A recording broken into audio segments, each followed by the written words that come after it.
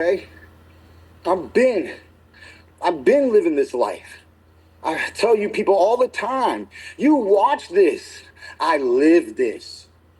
You keep watching this, I keep living this. He's up again.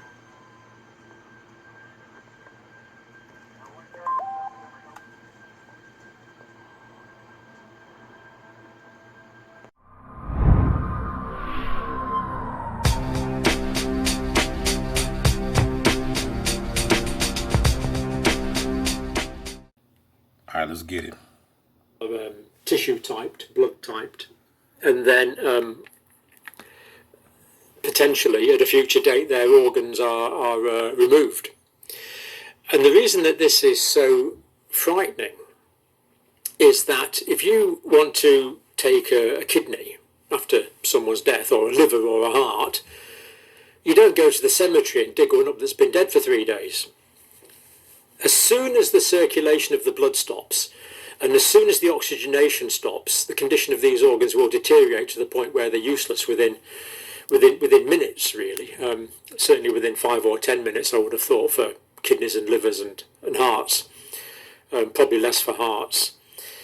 So these organs have to low battery when the blood is still being oxygenated and the heart is still beating. And quite a frightening prospect, because it raises the prospect of organs being removed from living people. Now, Living people, y'all. This would have to be done by very, very skilled surgeons, and the patients would have to be controlled by anaesthetists. Anaesthetists. But the thing is, if you go into open body cavities, then you get spinal reflexes, and the body cavities won't let you, even if the patient's unconscious. So they have to be given muscle relaxants, which means you can't move. And that makes it easy for the surgeon to gain access. But the trouble is, if you've got muscle relaxants, if your muscles are relaxed and you're paralysed so you can't breathe, you can still be fully conscious, which gives rise to some horrendous implications. I'm not going to go any further with that because it's just too frightening to think about. But there are examples from the Second World War where this happened. Now I'm running out of space on this one. It's going to be another part of this, you know what I'm saying? But you know, the reason why I put this up, because this is called organ, as you can see, organ harvesting. And if you're a targeting individual, you should be somewhat concerned about this, because you are on that list. You know what I'm saying? Whether you consent to it or not. You know what I mean? They're not just targeting you for nothing. They want your body. You got to understand that your body is like a car. You know what I'm saying? You take a car to a junkyard, they stripping it down. They taking the alternator out, the tires, the rotors, the brakes, everything, batteries. They stripping it down. They selling it. They putting in, you know what I'm saying? The junkyard sell auto parts. You know what I'm saying? Get in the zone, auto zone. You know what I'm saying? It's the same with you. You know what I'm saying? This is, you know, this is America, people, and this ain't just America. This is the world. You know what I'm saying? You got a billionaire that needs your heart, or needs your kidneys, or needs your pancreas, and he's willing to pay top dollars to get it. You know why? Because he's a billionaire and he got a lot of money, and he don't want to die, and I can't even blame him. If I was rich like him, I wouldn't want to die either. Can I get a no there? Nowhere to run to, baby. There's nowhere to hide. You must have really screwed up in that last situation. Why would you say that? Well, have you seen her living this life? You don't just trade these people like they're baseball cards. It's not a fucking game. Oh, yes, it is. It's exactly what it is. And it's no kid's game either. This is a whole other game. And it's serious and it's dangerous. And it's not one you want to lose.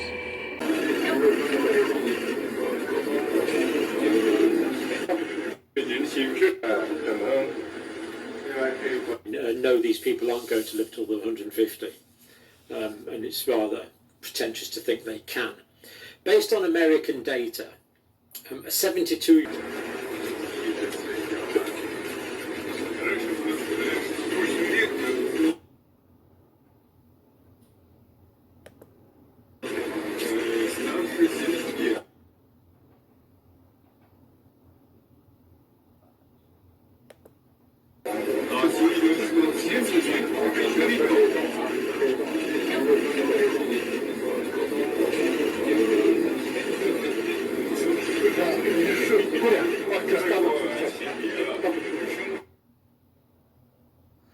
They communicating with each other.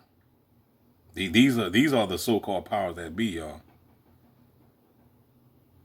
I mean, you see what they're saying. Human organ can be repeatedly transplanted. So that one can get younger and younger in spite of age. See, this right here, it might even be able to stave off old age indefinitely. See, this is, and then you wonder why I tell you over and over and over that you don't want to come back down here. Because the same shit going to continue to happen. These people, these rulers, these principalities are not dying off. They're not. They're switching sleeves. They're switching bodies. They taking your organs. They still living on. And then you die, reincarnate, come right back down here and got to do it all over again. And they're going to keep on taking from you. You know what I'm saying? These predecessors, these people that you see right here are the predecessors from the other slave masters that was here, that participated in enslaving humanity throughout centuries. You know what I'm saying? And the saga just continued to go on. They done found ways to basically cheat death. You know what I'm saying? They got an organ problem. They just come and take yours. I got to get mine, so I'm going to take yours. Yeah, come on, nigga.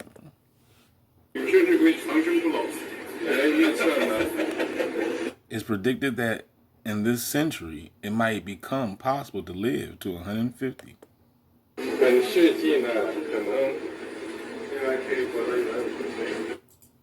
Anyway, if you're bored with this video already, I'll give you the bottom line. No, these people aren't going to live till they're 150. And it's rather pretentious to think they can. Based on American data... Trust me, they are. A 70... You know what I'm saying? Watch the movie Selfless. They show you. 2-year-old. How likely is it a 72-year-old man will live till they're 82? Well, it turns out there's a 76.6% chance based on 22 American data. So in the year 2022... for a 72-year-old man, the probability that he would reach 82 is 76.6%. In other words, there's a 23.4% chance he'd die. And I would say this applies to these gentlemen as well. I think there's basically a 1 in 4 chance they're going to be dead in the next 10 years. So for Xi Jinping and Vladimir Putin, a 1 in 4 chance they're going to be dead in the next 10 years, I would have thought. Even with transplants, as we'll come on to. Now, if the probability that these 72-year-old men will reach their 92nd birthday is much less, of course, the chances of them dying in the next 20 years are 74%, based on US data from 2022. In other words, they've only got a 26% chance of reaching their 92nd birthday. And that's based on data like this. It's not quite the data I got it from. This is 2015 data. Man, you think these billionaires gonna be in that body for 92 years? You out your damn mind. These are billionaires, dog. They done already found ways to cheat death. I'm coming back again. I'm coming back again for you, yeah. One day, the slave masters lied about the cross. And now they telling you that they are the boss. I know it was the organs for you. There we are. That's a remix. So this is age of death in the United States. Now, this is quite interesting. This is the probability of dying in any particular age-adjusted time period. Now, this is the data from 1950 here. And these are the ages along here. So we can see people in 1950. First of all, we see infant mortality was much higher in 1950. And much lower in 2015, where the second lot of data comes from, which of course is good. But then in 1950, people were always likely to die earlier, people that died in 1950 compared to people that died in 2015. So in 2015, the modal age of death, with about, 17% of people, died at the age of 87 in the United States. And then, of course, after that, the probability of death increases rapidly until you get to about 110 there, where there's basically no one left alive. And I did do a quick check on this, which is really quite interesting. The oldest person ever to have lived, apparently, is Jean Calmenet from France, that pronunciation. She died in 1997, aged 122 years, apparently. 122 years, 164 days. You know, in the Bible, Methuselah lived like 1,000 years. As far as I know, this is the only human being that's lived beyond 120. The oldest current person alive is It's time for you to learn that we are not real. Booga, booga, booga. Physical breakthrough. The world is a fucking illusion, bro. Our lives are being manipulated for the entertainment of monsters. Twisted, tasteless, juvenile monsters. Puppet masters in another dimension. We're something called cartoons.